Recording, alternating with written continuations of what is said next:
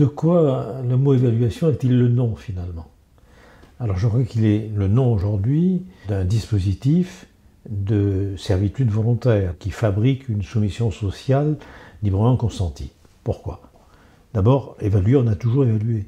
On accrédite la thèse sur laquelle il n'y a qu'aujourd'hui qu'on pourrait être en mesure d'évaluer quantitativement, objectivement, scientifiquement les psychothérapies, la qualité des chercheurs, des enseignements, la qualité des journalistes, des productions culturelles, etc. C'est totalement faux. On a toujours évalué pour la bonne raison qu'on ne peut pas penser, juger, décider sans évaluation préalable.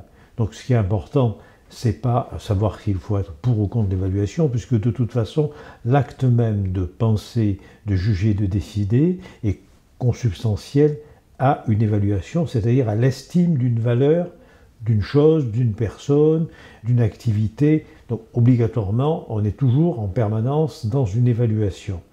Simplement, si on se réfère par exemple à la morale kantienne, la différence entre l'évaluation des hommes, l'évaluation de leurs activités humaines, et puis l'évaluation des choses, c'est que les choses ont un prix, mais l'homme a une dignité. Et on a tendance aujourd'hui à oublier cette différence entre les choses et l'homme. Alors, comment est-ce qu'on peut gommer cette différence entre les choses et les hommes, et les humains, et leurs activités? C'est justement se prévaloir de l'objectivité.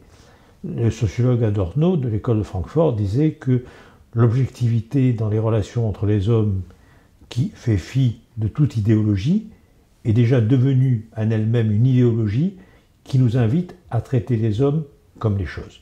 Je crois que le problème majeur, il est là. C'est-à-dire, aujourd'hui, on évalue, mais on évalue d'une certaine manière au nom de l'objectivité, alors que je pourrais vous donner des exemples tout à l'heure.